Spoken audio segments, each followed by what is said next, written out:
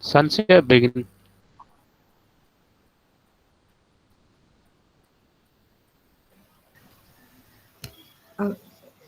So shall I start? Yeah, okay. Yeah, Yeah. yes. Okay, sir. Good morning, ladies and gentlemen. My name is Sanshia. I'm MSW HR trainee in Bharathasan University. It's my pleasure to welcome you here in this morning.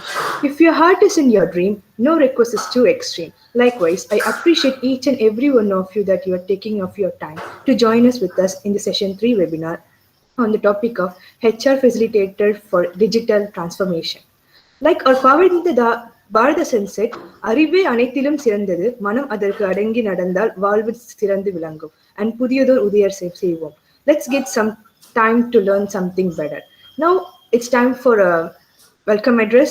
We are very pleased to welcome Ms. Shalini, MSW HR trainee from Bharathan University, to deliver a sociable welcome address. Thank you, Sanshia. Am I audible? Yes, we can hear you. Go ahead. Thank you so much. Hello, everyone. Warm greetings to one and all present here. I think you're all staying safe at home, and I extend my warm greetings on behalf of the Department of Social Work for this first session of a second day of the workshop. I hope the day one went well with the utmost support of all you guys. Thank you so much for that. I expect that it to get continued too. And without a delay, I'm just gonna to intro a person. This person dedicated himself as a consultant at Paris Sugar, Hindustan Motor, Caterpillar and Camps, etc. And a life member and the past chairman ISTU Chennai chapter, member of NHRD, NIPM, and also as a project coordinator for Sirutuli, a corporate NGO in eco promotion drive at Coimbatore during 2003 to 2006. Besides a lead for a company CSR projects during the same period, adding to it, he is also a strategy advisor, interventionist, and also a trainer, artist, healer, and philanthropist, etc. And his 33 years of exposure to human dynamic as a HR profession in various sectors and organizations is mind-blowing. Let me introduce and welcome Dr. Ramakrishnan Mohan, KMAS, Krishna's Management Advisory and Service, partnership with the Gordon Tricks Private Limited. We all welcome you, sir. Thank you. Thank you so much. And I'm just handing over this session. You, sir. Thank you. Sure. Thank you very much, Shalini. And am I audible to you? Yes, sir.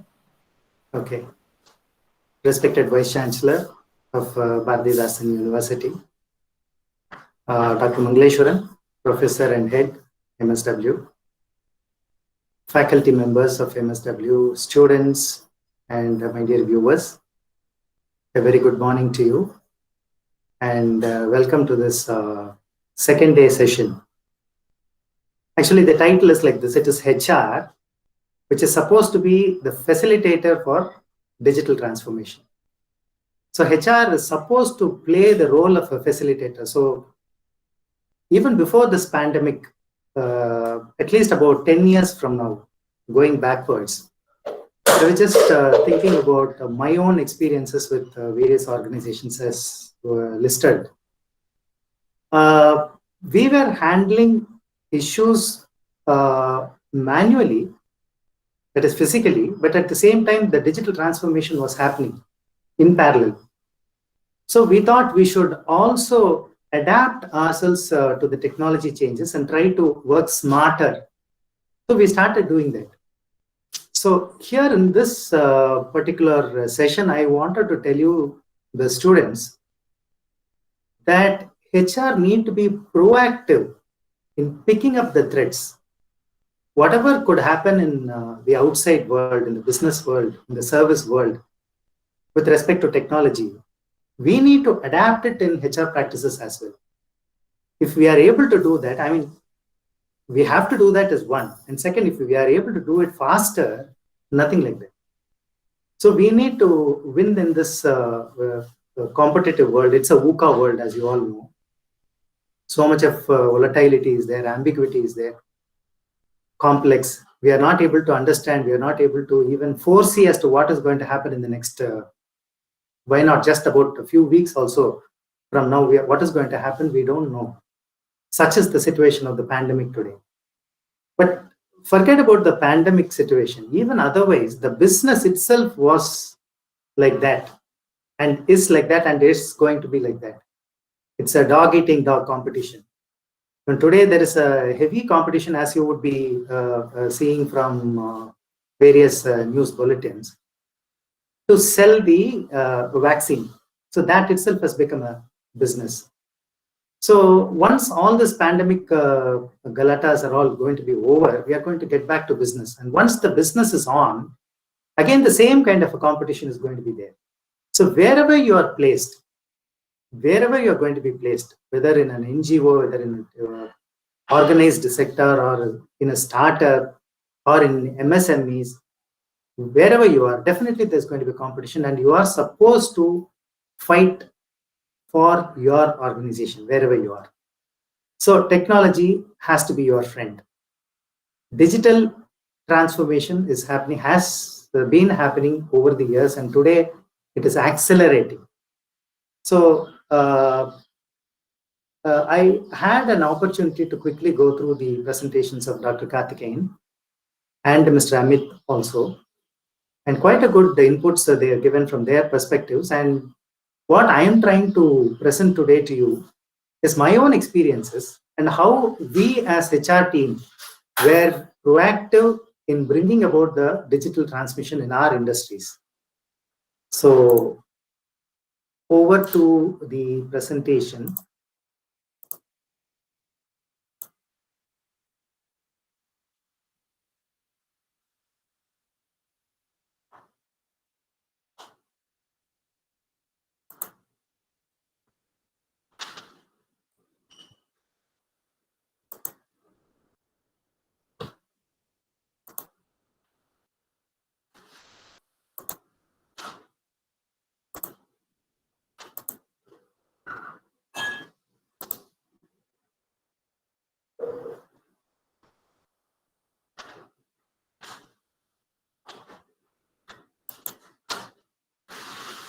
The presentation windows not opening. Just one moment.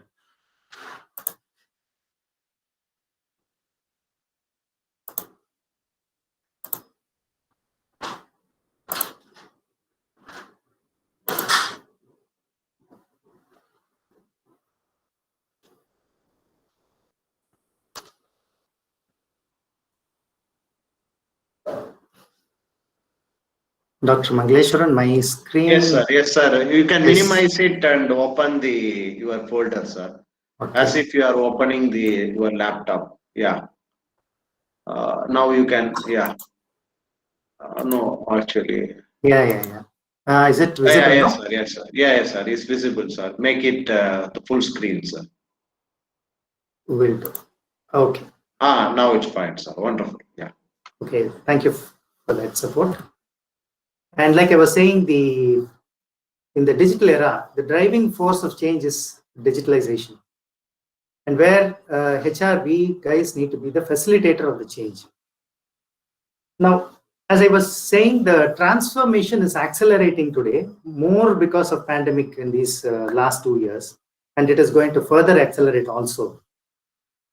Some of the few examples, as you can see, is that Apple, it took 5 years to transform music industry. Whereas Uber and Airbnb, that reshaped the transportation and hospitality industry in 2 years. So it is getting faster and faster. Oyo, Zomato, Swiggy, Redbus, anything you name it. Because of the digitalization, things are made very easier. And people are progressing in a very faster way. But the bottleneck to digital transformation is the mindset.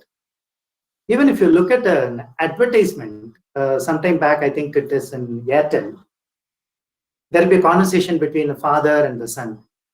Father would have asked the son to go and pay the EB bill, and you'll be seen very lethargic. And with a slight anger, he will ask, this guy is not moving around. So he said, Papa, the EB bill is done, just over mobile. So this mobile banking, everything has come, but there are people who are not still willing to get a grip of what's happening in the technology field. So the mindset is that, I mean, I don't know, I don't want to use a ATM, I don't want to use even an ATM. I just need a cash to spend. So we have seen people, we are still seeing people around like that. So that is a kind of a mindset starting from the domestic home front to the industry. Even in industries, old school of thought is always there. No, it is always better to go for a hard copy. It's always better to go physically and go make a presentation to the board. So those kind of mindsets are continuing to happen. So unless we break the mindset, the transformation is not going to happen, and we may not be able to keep abreast of the development with the industry. Now, who is supposed to make this?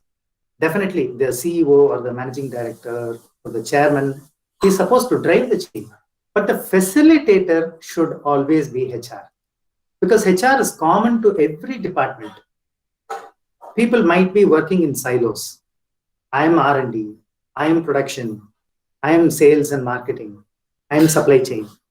No, for everyone, the representative is HR. Because any department, as you name it, we will have only men working for it. People are going to work for it, and the people management can only be done by HR. So HR is supposed to facilitate the fundamental changes in leadership and talent attributes towards embarking successful digital journey. Well, what will be the implications of the digital economy? Like I was saying, organizations are becoming flatter and decision-making leaner. Earlier, the decision-making will be done at a corporate level, and for it to flow through the different levels and come to the factory or a plant level, it will take some more time. Today, it is not like that. The CEO or the MD or the chairman will talk from his office directly to the frontline supervisor through video conferencing. So also measuring and testing the soundness of decisions have become quicker and faster and easier as well. A decision has been made for the benefit of the organization. How will you know whether that is benefited or not? Earlier times, it will take its own time, because the conversion of the idea or the thoughts into action will take some time. Thereafter, the impact of the actions taken will again take some more time. Then the assessment analysis has to be done, and finally it has to be concluded in the boardroom again. Today it is not so. The digital has started jumping from the tech department to the boardrooms. Transformation from files going around with the urgent and ordinary flop on it, so the digital approvals have come. And the decisions on the spot enabled video conferencing has already started. I'll tell you my experiences. At least 12 years from now, backward, I was heading an organization as a vice president HR. It was an Indian organization, very conservative management, but very good, with good values and progressive also. But then their way of handling the regular day-to-day office affairs were more on a older model. So when I sit with the COO and the CFO and the marketing head and various people like that, they will start taking notes. Minutes of the meeting will be recorded. Thereafter, they will conclude as to what is to be put up to the managing director and what is the kind of approval that we are supposed to get. Prior to that organization, I was working in an MNC. It was Vistion, which was supplying to Ford. So we were used to very, very fast communication and seeking approval model. So I was little sort of impatient about, this kind of paper movement. So I was given a BlackBerry, and I was just punching whatever the conversation was happening, and I was just giving a gist of it to the managing director, saying that this is what is happening, and I think we need to take a call immediately. And if at all we are going to decide on the manpower that we are supposed to bring in from North India, we'll be at a loss as far as the production is concerned. We'll not be able to supply to the utilities in North India. So when I texted, MD is a new gen person. So he immediately responded by saying, Ram, go ahead. So after the meeting was concluded, the CEOs, CFOs, and people like that in the CXO positions, they said, I think, Ram, you should, we are all going to, put every thoughts into a kind of a minutes of the meeting, and thereafter we're going to hand it over to the PA to the MD. MD might be seeing it after he comes back from Visakhapatnam, and thereafter let's get an approval, then we will act on it. I said, I'm sorry, sir, I think I got an approval from MD right away. So they were shocked, surprised, annoyed. They didn't like it also. Some people didn't like it, because they were mentally having a framework of taking a kind of a time for any kind of an action to be taken. I said, I was very impatient. I said, sir, we need to decide today. So I thought I should take an approval from MD, and this is it. He said, no, we need it in writing, and we need to get the chapa of MD, that is the signature of MD. I said, I will get it ratified. That's not a problem. But then this is enough for us to go ahead. So it went on like that, and people slowly started, despite the, and the dissatisfaction they had with my own way of acting, they started towing the line, and people started encouraging, and people were quite warm thereafter. Then things picked up in a faster pace. We were able to do many things. So that is, I'm talking about 10, 12 years before.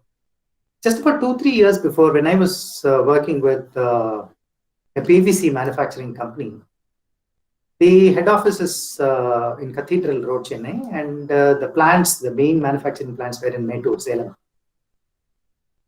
We were supposed to take decision on industrial relations matter. People were supposed to go on strike, and we are supposed to stop it, and we need to bring in the people who are more favorable towards the management and working and all that. But the kind of step-by-step approach they wanted to adopt otherwise would have taken a lot of time. But then the management is quite progressive, and they had a very, very elaborate digital conferencing method, video conferencing they did, and right at the time of happening, the chairman and the vice chairman and all the top heads of the company were visibly seen from the conference room of the plant. So the plant head was there, me, the HR head was there, and the other operational people were there, and we had to deliberate on the actions to be taken, and we took an action, we decided, and the go-ahead straight away came from the chairman. That's about it. So those kind of improvements have been happening, and we need to adapt to the changes. We can't say that, no, we are 50 years old company. We have been doing it in a certain fashion, and then I think we should continue to do that. You can't say that. So this kind of transformation is supposed to be facilitated by HR.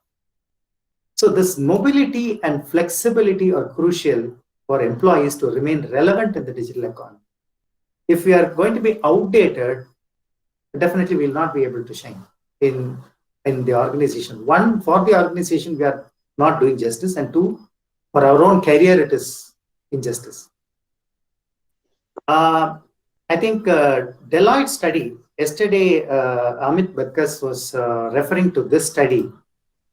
In one of the Deloitte's meeting, I was also sitting, and I was quite familiar with the output of the study. And this is at least about 4 years back, they analyzed and predicted the changes.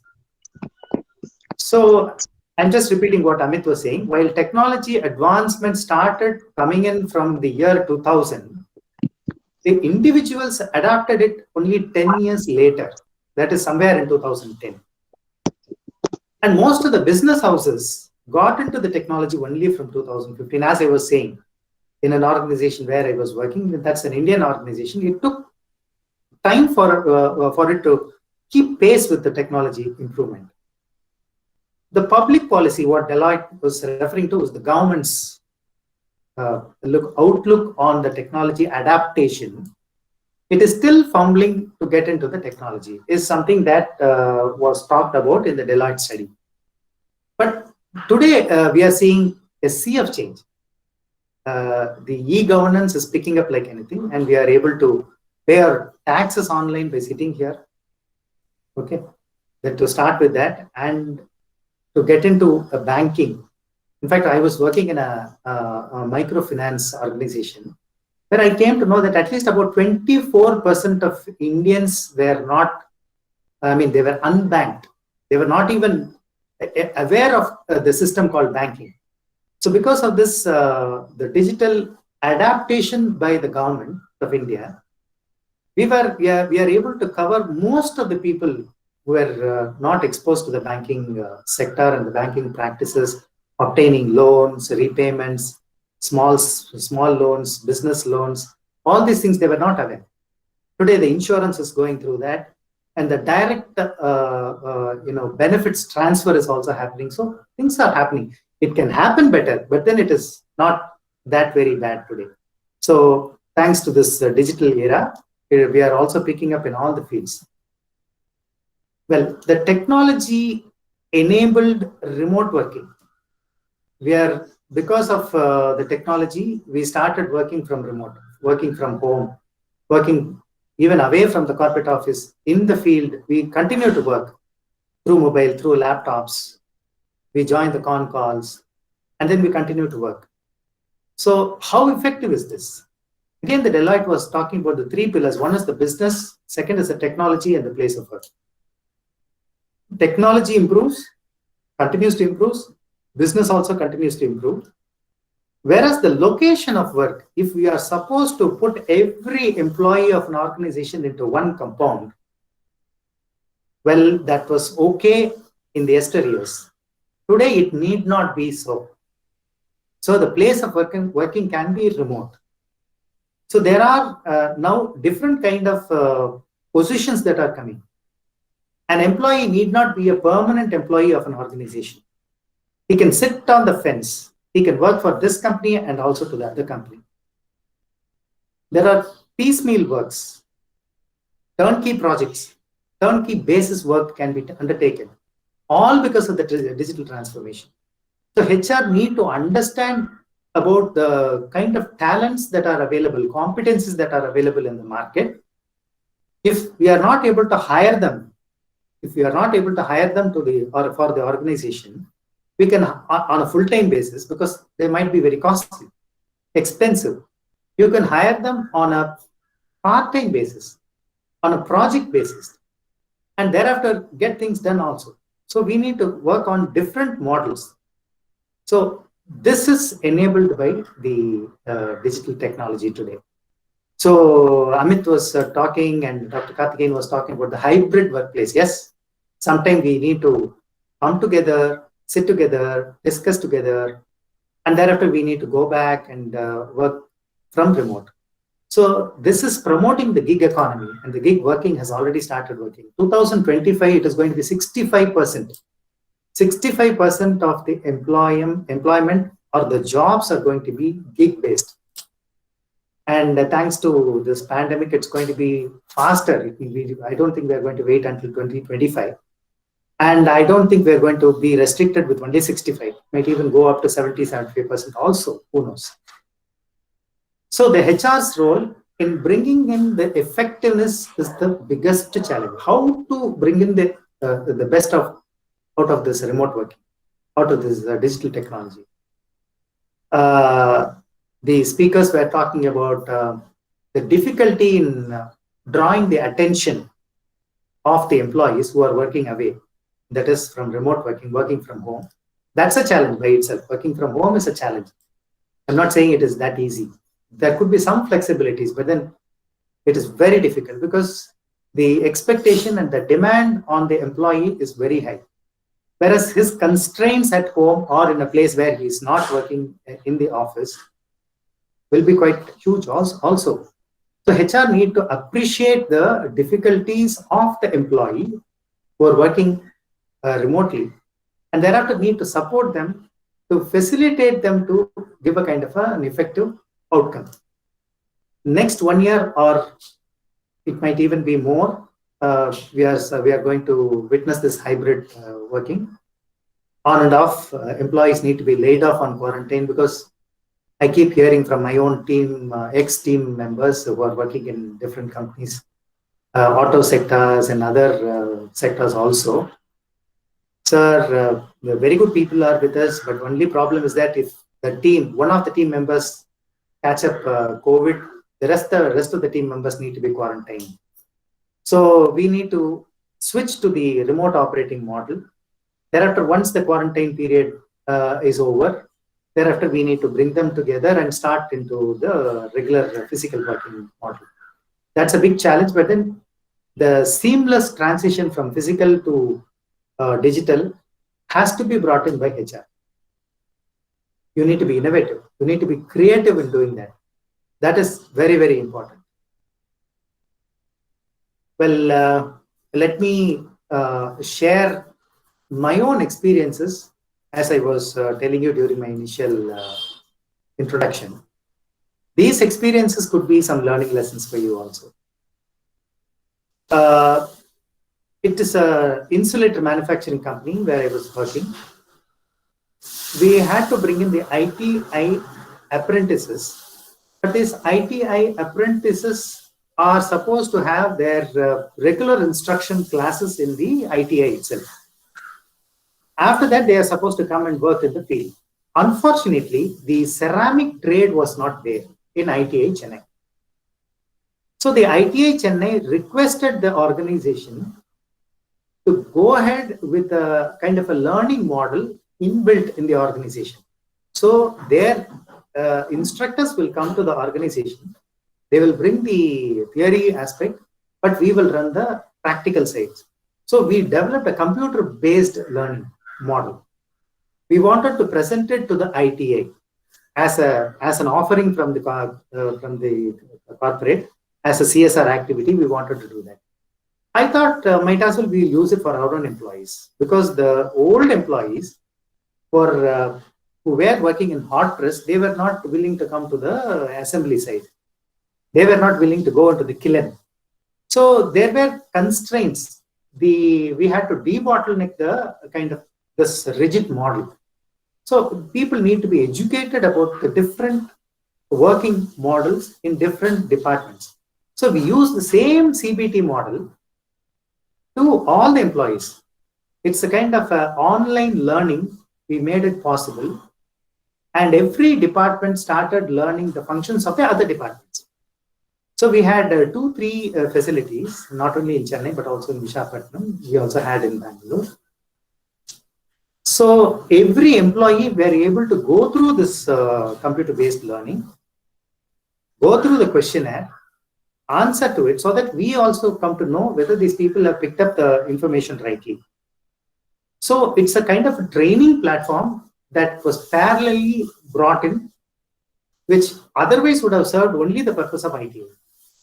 So it is some kind of an innovativeness the HR need to bring in, so that we utilize the digital platform for a transformation and quick acceleration also.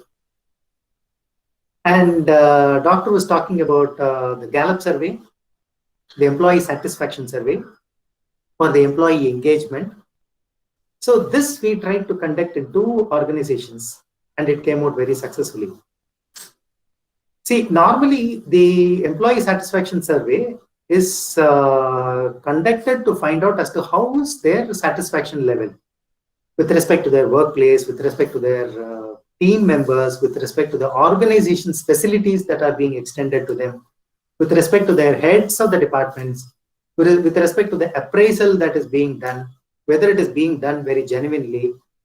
All these things are supposed to be, those impressions are supposed to be elicited from this surveys. Normally, this is done at a creamy level, supervisory and above managers, and all that. I wanted to extend this to the entire organization. Okay, we didn't touch the blue collar, but the rest of the organizations we covered in the phase 1. And in the phase 2 also we covered the blue collar. And the outcome was amazing. So we picked up all the crucial informations, and then we worked as a top management team. We worked together and then found out where are all the bottlenecks.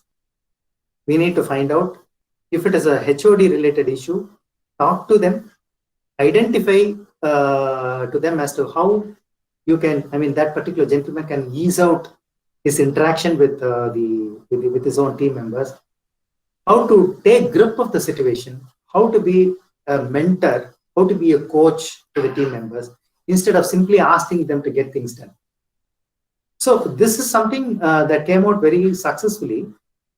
It is more because of the digital platform, we were able to do it in a very short span, without any prejudice added, and without people getting exposed in communicating their views.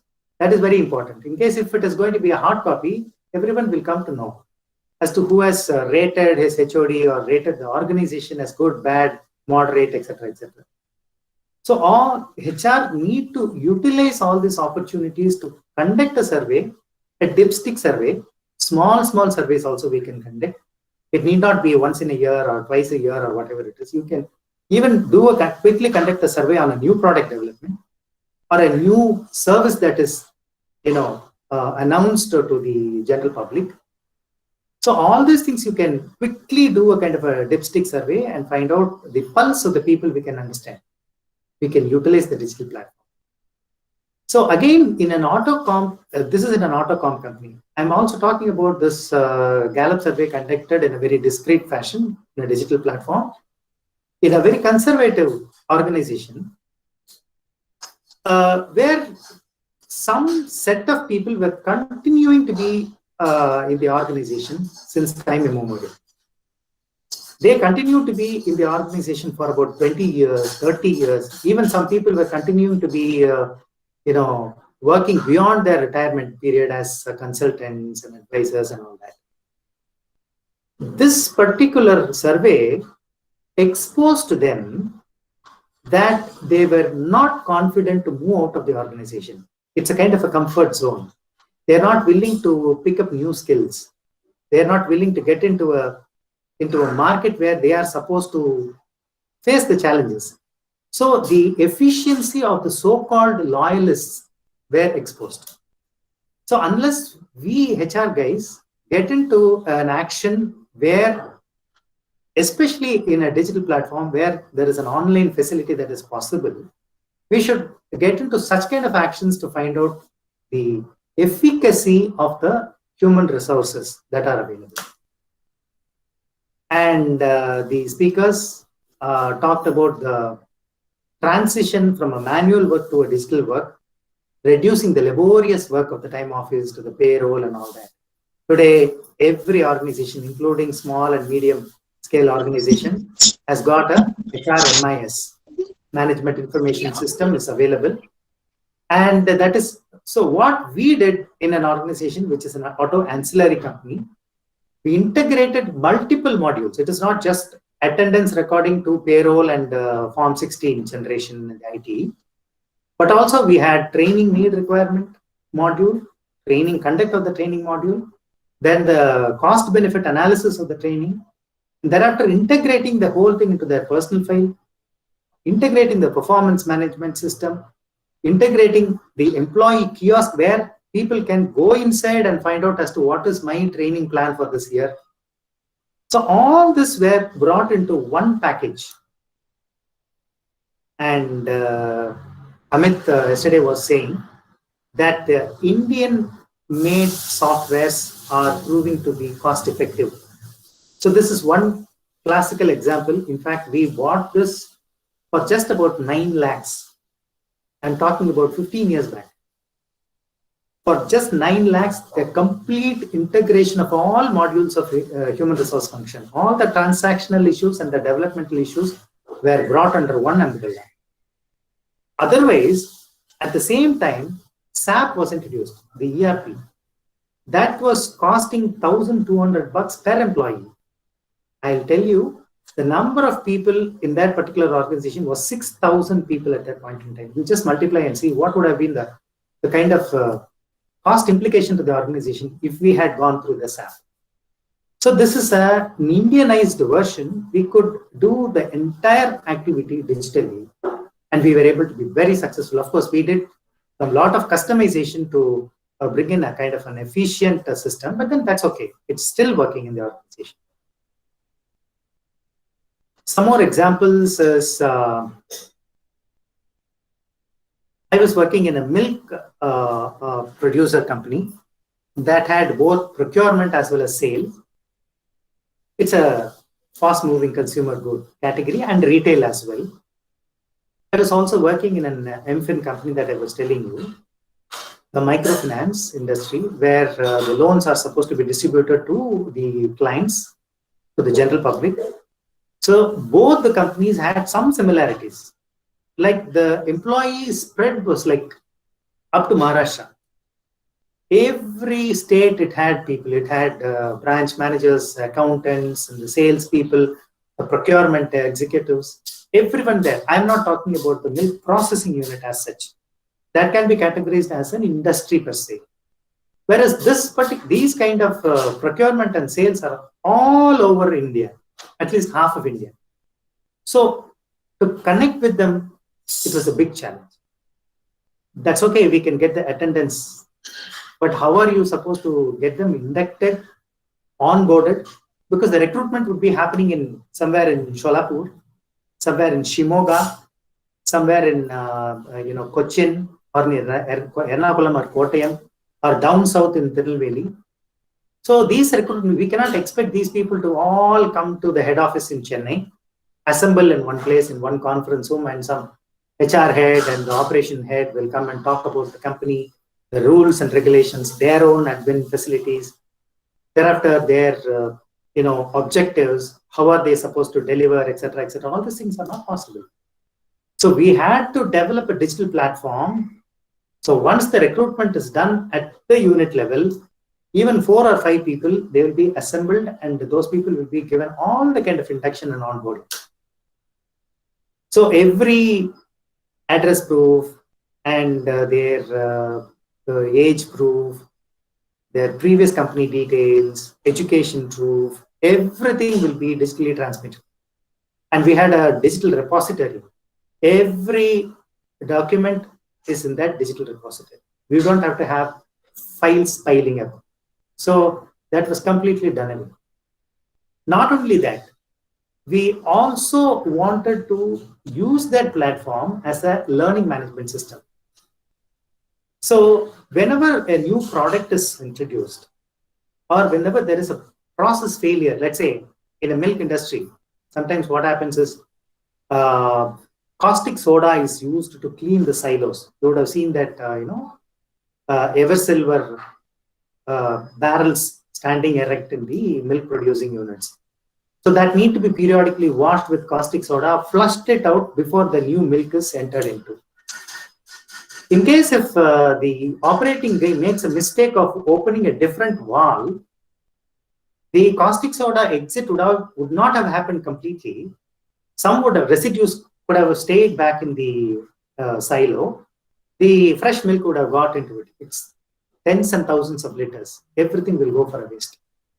So if a new method, a smart method of operating, switching between the valves is introduced, let's say the color coding is introduced, the head of that particular process will straight away talk as a video programming, and that will be distributed all through their mobile phones to the respective employees.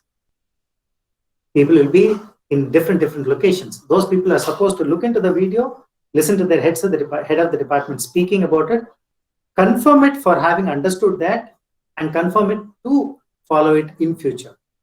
So this kind of a confirmation and feedback also gives us a very clear understanding about the people, whether they have taken the instructions very clearly. Even if it is an oral kind of a meeting, we would not have got this kind of a precision. Whereas this precision is possible digitally. So we made that happen. So this was extended to the customers as well. This learning management on online basis, we extended to the customers in the microfinance, because people need to talk to the local people, mostly women, the self-help groups. Those are all the people who will borrow loans from the company. So those people need to understand the products, the offerings, the kind of loans. Initially it is 10,000, there are 20,000, and thereafter 30,000 for different products. To run eateries, to run tailoring shops. Like there are different models, different products available. So they were also taught. So the HR facilitated this digital move and made every unit heads and the unit HR guys to go along with them to digitally spread the message to the customers as well. So these are all the facilitations HR as HR we could do in technology front in various organizations in different models in different ages. We talked about performance management, succession planning, career progression, and all that. When it comes to the developmental phase of HR, the high potential employees need to be tracked. In the auto ancillary company, where I was talking about 6,000 people, at least 1,000 people were white collar people. And at least about 400 guys were R&D. So we are supposed to understand their IQ levels to whether they are capable enough to understand the product, the design, the change that the customers might bring in time to time, and how it is going to be integrated into the system. So that competency need to be mapped. So we had to identify the high pot employees. I was talking about 5 different kiosks getting integrated. So we integrated this also into the HRMIS. Look at the succession planning. In fact, at a grade 4 level employee, an engineer, he was at an engineer level, executive level. When he was found extremely doing well, he was elevated to a deputy manager level. In certain cases, even to the manager's level. So all the conservative levels were broken. So he was taken to the next 2-3 levels high, depending on the understanding of that employee's competence. So this enabling the transformation is HR's job. When we introduced the Lotus Notes, HR had to sit with every department and ensure whether these people have understood the mailing system. And when we had a Japanese collaborator, Denso Corporation was there. They had stakes. So we had to definitely interact with the Japanese counterparts. So all the frontline supervisors and managers were taught Japanese language. So HR had to facilitate. So facilitation is something that HR's core activity that I am talking about today, both digital and otherwise. Then again, in an organization, I was talking about Vistion, where we brought in the Versatility Matrix. You are aware, or you might be coming across such kind of skill matrix. See, in an organization, in a shop floor, a particular person could be an ITI guy. He's a fresher. He might be knowing something. That's all. Thereafter, after coming into the company, getting trained, he will be able to do the job. He'll be able to troubleshoot it. He may be able to teach to other person also. So that way, his skill level will be improving. So that we will map it into a skill matrix. We developed a versatility matrix wherein not only the skills level at one particular job, but at a multiple job levels, we wanted to map them, and then we created a huge versatility matrix. All that was possible because of the digital platforms that was available. We explained to the people through, screening them in the presentations, and made people motivate them also. Like my own colleague, my own team member has become versatile in this particular organization, able to work on different departments. Well, I too should do that. So that's a powertrain company in Chennai. And we talked about the big data analytics. So how analytics, which is coming out of the data, all the data that is available, like for the COVID, you get different kinds of data. IIT professors are working on the data. Sheer data, they don't get into the medical aspects of it, or the kind of the possibility of the strains getting mutated and all that. They don't get into that. They only go by the numbers as it gets increased time-wise. They tracked it and how it is moving up and up and up.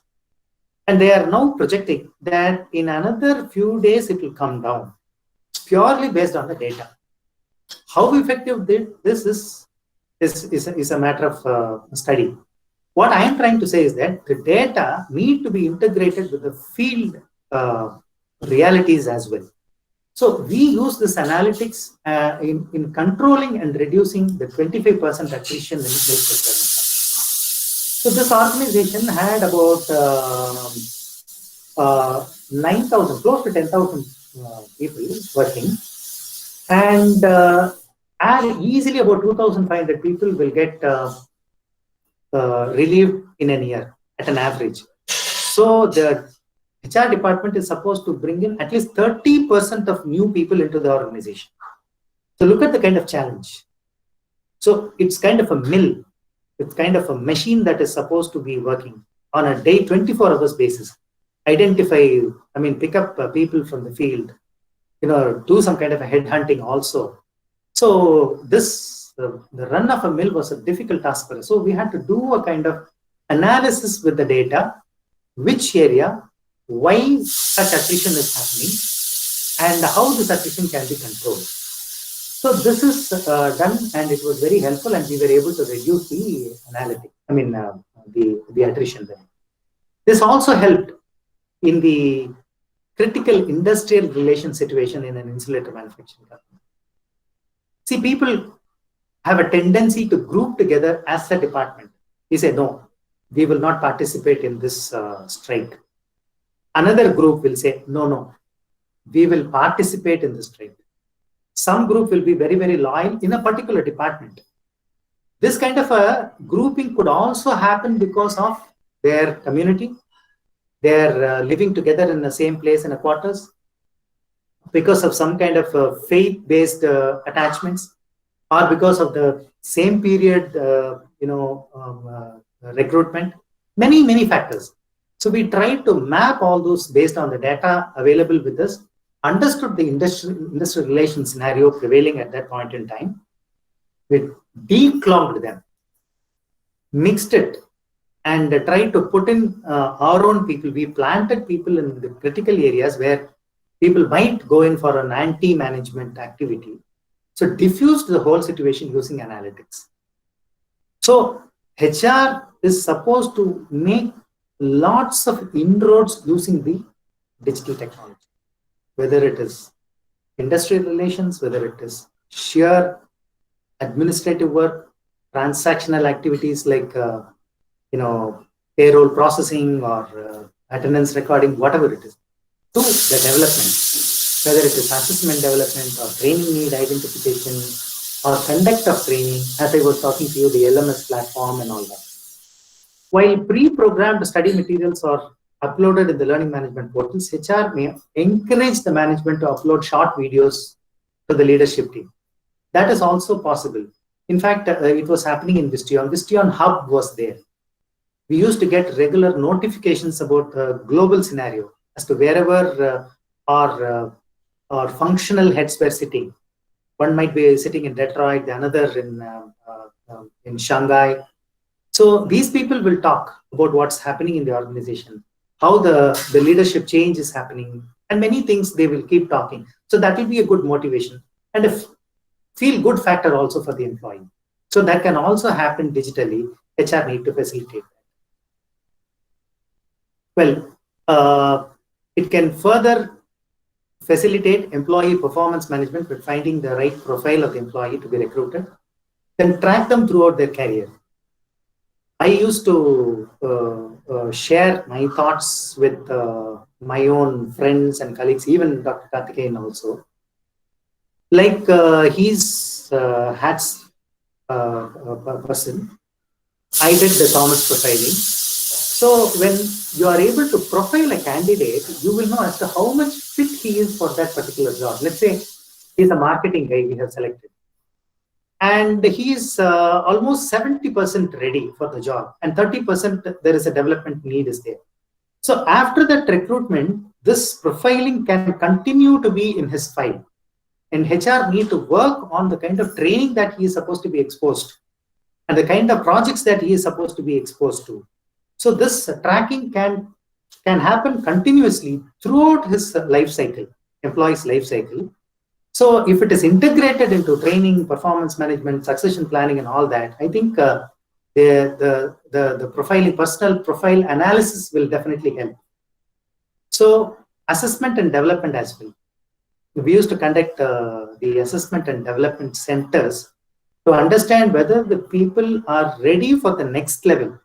Let's say for the sales managers to a divisional managers level. Like we were doing it in Pari Agro for the Pari fertilizers, Pari sugars. We also did for CAMS. It's a financial organization. So we were finding as to whether these people are ready. So this can happen in one time with many people in digital platform. But HR need to facilitate this in doing it and quickly identify the good potential available and try to do that. Internal grooming can definitely be possible. Amit was talking about internal grooming. The doctor also was talking about internal grooming. So that can also happen using this platform. So with this, we are coming to the last two slides. I'm saying that HR need to move towards making employees digital and influenced by the disruptive teams. We will have multiple employees, group of employees. We will have Gen X, Gen Y, Z, millennials. We have different age groups of employees working in the same organization. HR is supposed to address everyone of them. But try to make them all into getting acclimatized to the digital way of working. Digital media trends like cyber, data, cloud, social, mobile, or mobile banking like social media. All those things people need to be educated about and ensure, HR need to ensure that they are picking up something so that they are trying to move along the stream. This multi-generational workforce that I was talking to you will be a challenge, but we need to also bring them into this fold. Merging work and life with hyper-connected employees is a big challenge to HR. We were talking about engagement, employee engagement. Work-life balance is also there, where people are burnt out because of the stress in the work. We need to identify a kind of different engagement activities for them. How to merge this work and life? The best means today is the digital platform. We need to bring in people so that they are well connected and they are able to pick up good things, humorous things, get themselves a little light-hearted also, but at the same time get completely motivated and the morale is not going down during difficult times. So this HR need to facilitate that. So the business models under stress from digital disruptions, business also need to be talked about. I mean, if HR, so gone were those days when HR was on the table, always under criticism. We are at the table now. So we are sitting along with the CXOs, like the CFOs, COOs, and CEOs. We are also sitting along with them. So we will also support as a business partner and ensure that the new trends are also utilized in the organization for a business success. And employees are supposed to be considered as the first consumer, as an employer's brand. Because when you go to a recruitment market, unless your company is known for employee-friendly activity, like the doctor was talking about Google, the company is supposed to be very, very employee-friendly. Ensure that they are properly fed, appropriately fed with information and the opportunities to perform and succeed in their career as well as in life. So if this kind of an attitude, is projected into the market, you will get good kind of people available, resources available for the organization. Plan and train future capabilities of workforce in the digital economy. We need to not only simply train, we need to project for the future. In the next 2 years, what is the kind of attrition that I have today? So how many people will leave the organization? So what is the kind of backfill that I am supposed to plan for?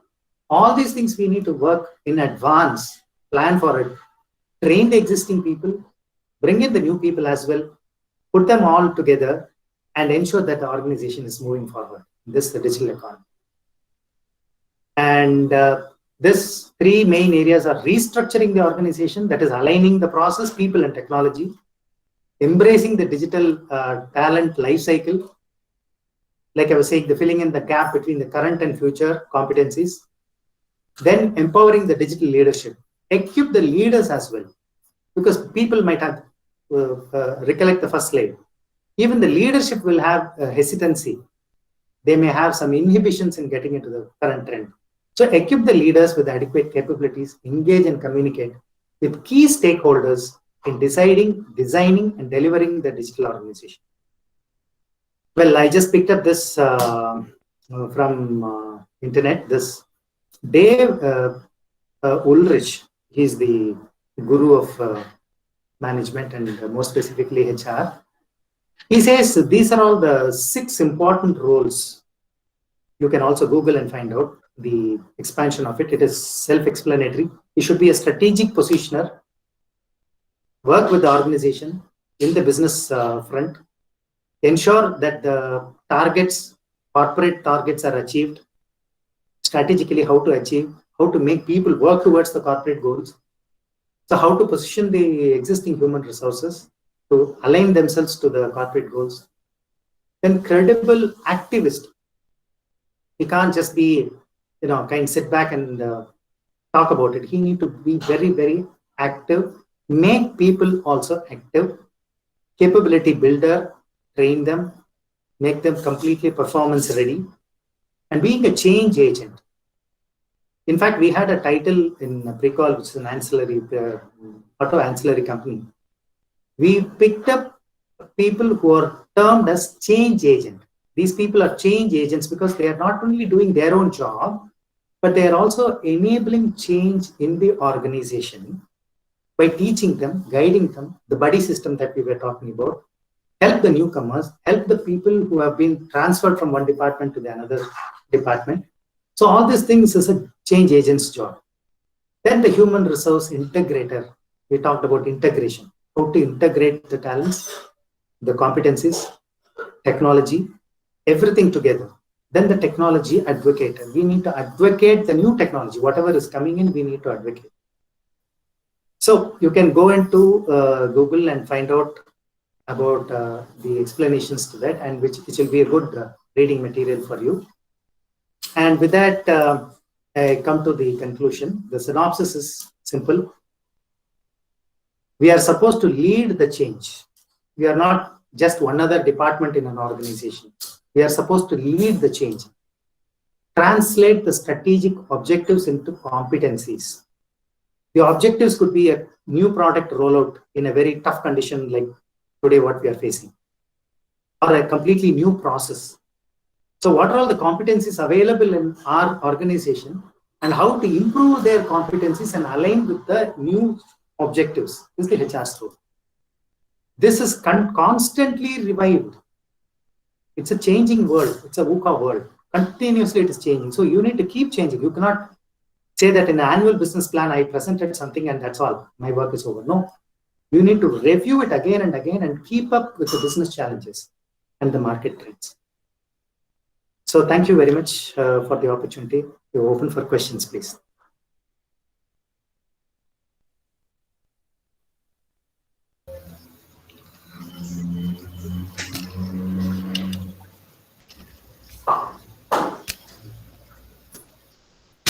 Good afternoon, sir. Good afternoon.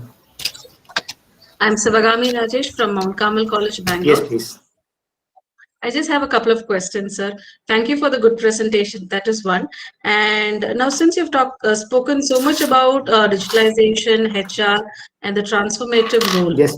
as an academician, I have a question for corporate people to say how best you can integrate all this into the syllabus. Because majority of the times, what we basically get as input from the industry is we are not able to match their requirements. So any inputs from your end to say, okay, all this can be a part of a syllabus. We do train them on a number of subjects, like as you spoke about employee relations, we talk about organization, culture, change and development. Name any HR subject, we are able to give them. But HR is also into analytics, HR is also into a lot of other activities than the normal one for which they are meant, like just a payroll or a recruitment. They go beyond that. So Correct. with such an experience and with such a good note, any valid suggestion that you can give for the academic sector to say, see, this is how you have to take forward the HR? That will be my question for you. Thank you. Wonderful question. In fact, do you have field work activities in the syllabus? Is it part of your curriculum? We do, sir, but it's quite restricted, right? So because Okay. especially when I talk about employee relations and labor welfare, where we have a little bit on trade union, we have a restriction to talk to our support staff itself with regard to are they a part of any trade union, because it impacts a lot of other things officially on the college front.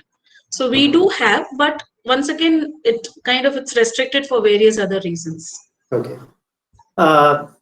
Immediately after I came out of PSG, after doing my MSW, in another, I think within 2 to 3 years, I was inducted as one of the panel members in designing the syllabus. So the practicing HR professionals have to be brought into the syndicate where the syllabus is being designed. Okay. And I was, I'm no longer there now, but then I was doing it. My colleague who continues to be the director of HR in Roots, Mr. Kavidasan, continues to be a member. So whatever is happening in the field right now can definitely be brought into the syllabus. And that can be, being a university, if it is proposed to the university, I think university will be all welcoming those changes to be brought in, and additional papers can be introduced also, depending on the current trends. You can also have a paper on current trends. No, sir, like every syllabus, like every single subject that we have, the last module is basically contemporary issues.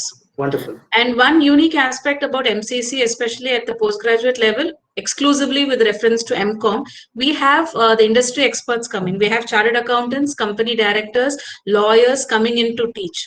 So as far as at least Bangalore is concerned, MCC makes a difference with regard to all this.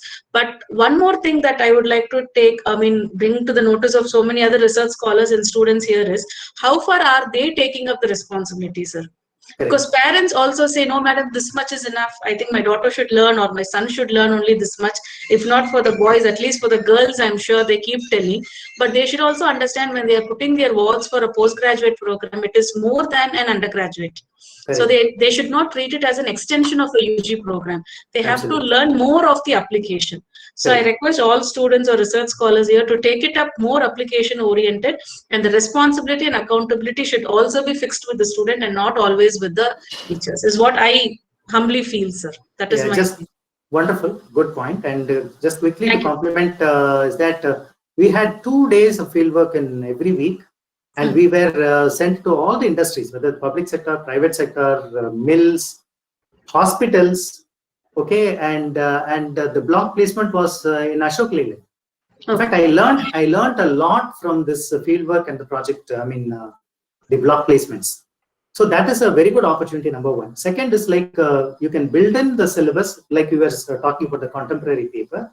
Definitely, the expert advice from the field has to be there.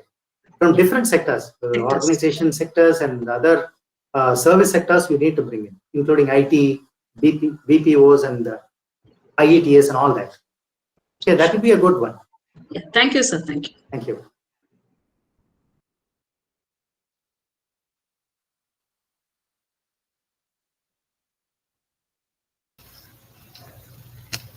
Sir, we have one question here from the audience. Yeah. How faculty member can have connect with corporate? How to approach them and explore the academic need? I think with the formal letter from the head of the department, and of course, if it is a university, from the vice chancellor or the principal from an independent college, I think any corporate would definitely agree to bring in people. I mean, any progressive organization would accept. In fact, I will tell you, we went to Lakshmi Mills.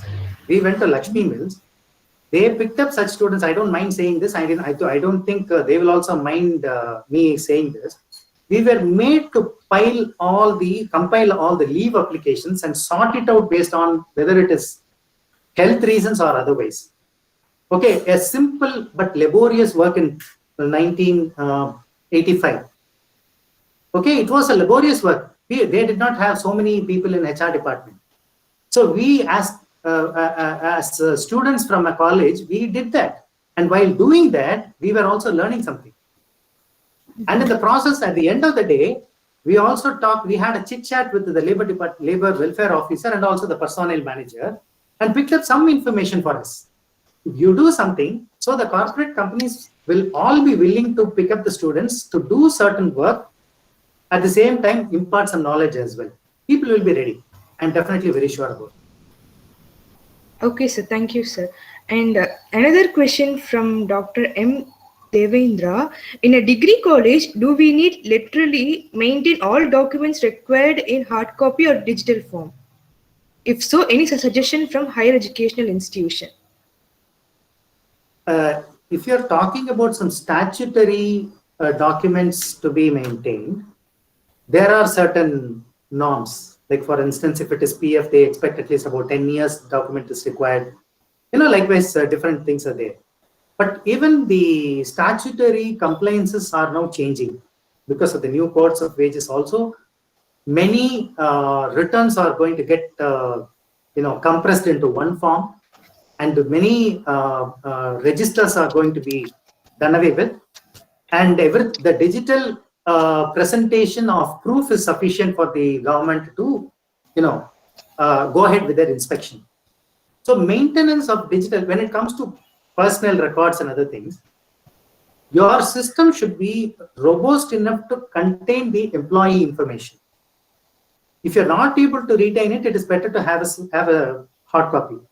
But then it is very difficult to have the transactional matters. For example, for a year, the entire leave forms, if it is going to be piled up, end of the year that need to be discarded with. You don't have to have that papers with you.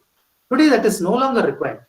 The the pay sheet itself, the pay slip itself contains all your attendance data. How many days you are present and how many EL is pending, how many CL is pending, all those things, informations are coming, which is there in your master system. Only then it comes out as a pay slip. So that is good enough for you to have as a documentary proof. I don't think we should have any more hard copies. That would motivate them. There are equally many things when they are supposed to work from home or work from a remote place. There are possibilities where people can shine well in both the perspective, both the platforms. We can talk about it right now. So, when they are still students, we can talk about it. Okay, so thank you. And another question from Deepthi Sanjdev. What will be your suggestion for the generation gap? That there is the organization wherein today we speak about digital HR, but some are equivalent to change. And today, can we say that HR is also a part of profit generation in the organization? Yes. So there are two questions. One is the generation gap. How are we supposed to handle it as one? Yes, wherever we all went, I had personally went and experienced, yes, there were very senior employees working and the new generation also was working. We need to pick the best out of them, The wisdom is something that we can get from the seniors. What is wisdom? It is not just the intelligence or information. the intelligence that is ripened into wisdom is something that you will not get from a youngster. You might only Google and find out as to what the possible solutions are. Whereas a senior most person, by his sheer experience, will talk about such solutions from his wisdom mind. Whereas a Gen Next guy will be able to convert his wisdom, his thoughts into action swiftly. Let me tell you one quick example. We had a terrible fatal accident in an organization where an employee went up the A ladder, fixed some electrical connection, but he got electrocuted and he died. So the occupier of the factory had to be prosecuted. As HR, we are supposed to defend him. The safety officer, I had a very smart young guy. That guy did a wonderful digital presentation and explained to the inspector of factories that this is not caused of unsafe condition. It happened because of the unsafe act. We would not have been, because I'm falling in between. I'm not generation next, I'm not the previous generation as well. But this guy was quite capable to make a kind of a presentation in a very short time to the inspector of factories. So he was so convinced, so the prosecution was diluted, okay, into a fine. So all this, the capabilities of the youngsters we need to take in, and the wisdom of the seniors also had to be considered. And we need to be a little tolerant to both. These people, the youngsters will not be, I mean, they'll be shabby looking, they'll be like freaks. You may not be able to discipline them in terms of their, grooming their hair, their face and their dress and all those makeovers and all that. But then the ability, the competency are amazing. So you need to only pick up that and don't talk too much about that, the appearance and other things. Whereas on the elderly side, you only get the kind of information, the solution, the probable outcomes of a particular issue and all that. You don't have to worry about the rest of the things. So you need to go and help them in making some presentations in their system. They'll be very happy to invite the youngsters making the presentation in their systems. So these kind of amalgamation can be facilitated by HR. That's what I'm trying to say. And with respect to the profit centers, yes, we normally, like police department, they don't generate any revenue. HR also don't generate any revenue. In fact, it starts only spending. In fact, it is not spending for its own department, but it spends for the entire department. So when the training budget is presented, immediately the company will come out, I mean, the CEO or the CFO will come and say, so much of money cannot be allotted for this training this year. So you need to talk to them in terms of the conversion of the training into profit, how it can be converted. Is something that you need to do. The cost benefit analysis is something that you need to go along with your presentation. And in certain cases where we also ventured into, canteen, supply of food and all that, we try to outsource instead of making our own, from outsource to our own canteen to produce some kind of snacks to be distributed to the adjacent companies or the supplier groups and all that, and try to make some small profits. I'm just saying, and some small services that can be rendered with respect to recruitment, sharing of some data, which is not harmless to the organization. These things are slowly started happening in the HR field, in the HR fraternity. So slowly the cost center to profit center movement will also happen. Yes, please. Sir, one final question from YouTube. What's the behavior do the people who struggle most on the team exhibit? Behavior? Sorry? Do the people struggle most on the team exhibit? Team exhibit? Yes.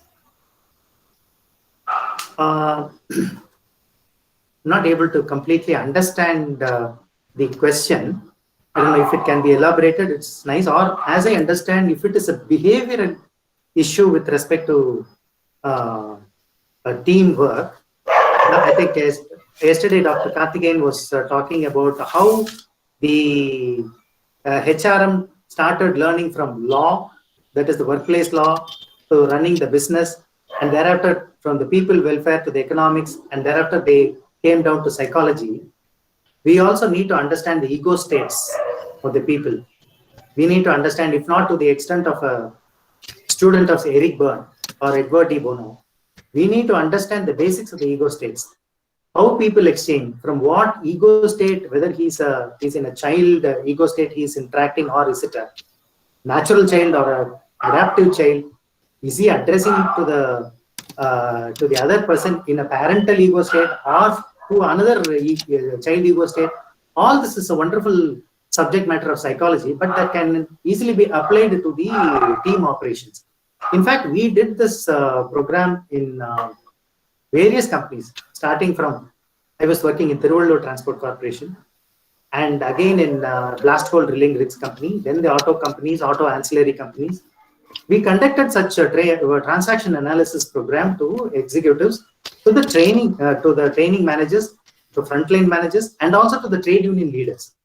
So we made them understand as to what would create kind of a friction or a kind of a face-off between people if the behavior is not proper. So how to change the behavior or how to react to a very irate person coming from the other side. So these things can be learned through a dedicated learning platforms, and it is worth imparting this education to the students as well, because this basic ego states, understanding strokes, understanding the life positions, all these things are very, very important, and that will come in very handy in handling people, because handling people is our core job.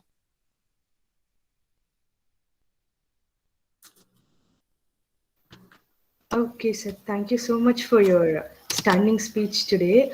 So now I would like to call upon Ms. Dharani from MSW HR trainee in Bharathasan University to deliver out of. Good afternoon to all. On behalf of Bharathasan University Department of Social Work, I am C. Dharani, MSW HR trainee.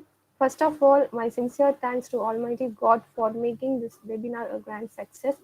I give a really heartfelt vote of thanks to our chief guest, Dr. R. Ramakrishna Mohan, Director, Business Management Advisory and Services, partnering with Bottleneck Technologies Private Limited, Chennai, who spent his busiest time in this occasion. Today we had the opportunity to hear upon your thoughts on the topic related to digital transformation by connecting with our previous resource person on this workshop. And your thoughts were encouraging us in the future events. Your thoughts enlightened. Hello, sir. Am I audible? Yeah, very much. Your thoughts enlightened our minds and shown us a new path. Nippon shared with us quick acceleration of workplace and employee engagement satisfactory survey on your personal experience, how to handle the grip on the situation in HR and various opportunities. Critical industrial relations and performance management can be done by analytics, and HR has the role to facilitate here. HR can do digital survey to know the pulse of the people to improve the efficiency of human resources. And also you highlighted the 3 main roles of the HR strengthening and 6 main points of the HR manager's role. Thank you, sir. Finally, I would thank our workshop director and head of the department, Dr. R. Mangleshwaran, and our assistant professors and our guest faculties and MSW HR training workshop coordinators. Last but never